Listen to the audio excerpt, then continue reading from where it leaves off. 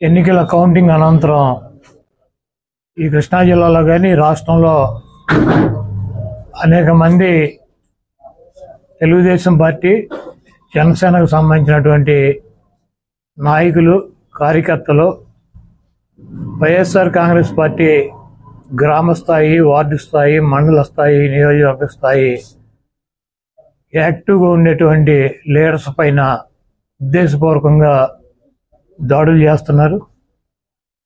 అదేవిధంగా వాళ్ళ ఇళ్ళకెళ్ళి ఇళ్ళు పగలు కొడతాం, కార్లు పగలు కొడతాం, అర్ధరాత్రులు వెళ్ళి వైఎస్ఆర్ కాంగ్రెస్ పార్టీ శ్రేణుల్ని భయపెట్టాలి, ఈ వైఎస్ఆర్ కాంగ్రెస్ పార్టీని డిస్టేజన్ చేయాలని చెప్పి పెద్ద ఎత్తున ప్రయత్నాలు చేస్తున్నారు.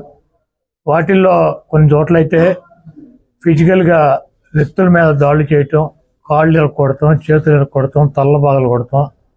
అదేవిధంగా ఈ గ్రామాల్లో కానీ ఇక్కడ కానీ మీరు ఉండకూడదని చెప్పి వార్నింగ్లు ఇవ్వటం అనేక రకాలుగా చేస్తున్నారు. వీటికి ప్రత్యక్ష సాక్షులు పోలీసులు దగ్గర ఉండి వాళ్ళు కొడతాంటే వీళ్ళు చూస్తూ నిలబడి ఎంజాయ్ చేస్తున్నారు. ఈరోజు మా దగ్గర పోలీసులు ప్రేక్షక పాత్ర వహించేటువంటి సన్నివేశాలు, తెలుగుదేశం పార్టీ అల్లరి మోకల్లో మా వాళ్ళ మీద దాడి చేస్తున్నటువంటి సన్నివేశాలు సీసీ ఫుటేజీలతో సహా, ఫోటోలతో సహా మా దగ్గర ఉన్నాయి. మేము ఎస్పీ గారికి కానీ లేదా లోకల్గా ఉన్నటువంటి పోలీస్ స్టేషన్లో కానీ కంప్లైంట్ ఇచ్చినా, ఒకవేళ మాకు ముందు సమాచారం ఉండి ఇలా గొడవ జరిగేటువంటి పరిస్థితి ఉందని చెప్పినా కూడా వాళ్ళు వచ్చి ప్రేక్షక పాత్ర వహించడం, అదేవిధంగా ఎటువంటి కేసులు కూడా కట్టినటువంటి పరిస్థితి లేదు. కాబట్టి మేము జిల్లా పార్టీ తరఫున మా దగ్గర ఉన్నటువంటి వీడియోగ్రాఫులతో, ఫోటోగ్రాఫులతో హైకోర్టుకు వెళ్ళి ప్రైవేట్ కేసులు వేయాలని చెప్పి నిర్ణయించుకున్నాం. తప్పకుండా దాడులు చేసినటువంటి వాళ్ళే కాదు, దాడులు చేస్తుంటే చూస్తున్నటువంటి పోలీసు వ్యవస్థ మీద కూడా కేసులు వేయటానికి సిద్ధంగా ఉన్నాం.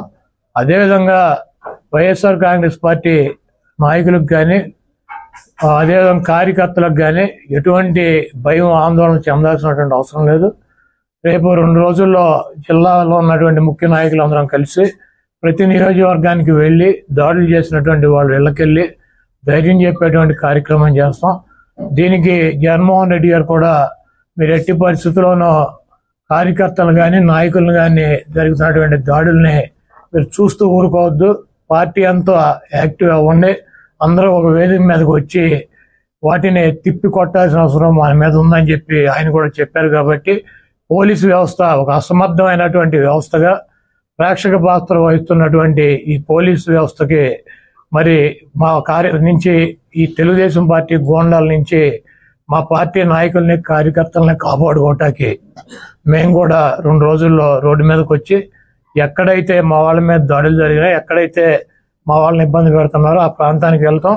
ఆ కాన్స్టిట్యున్సీకి కానీ, ఆ జిల్లాకు కానీ సంబంధించినటువంటి నాయకులందరూ కూడా పాల్గొంటారు. ఆ నియోజకవర్గంలో ఉన్నటువంటి లీడర్స్ కానీ, కార్యకర్తలు కూడా పాల్గొంటారు. తప్పకుండా లా అండ్ ఆర్డర్ ఇష్యూస్ కనుక వస్తే దానికి పోలీస్ వ్యవస్థే బాధ్యత వహించాలి.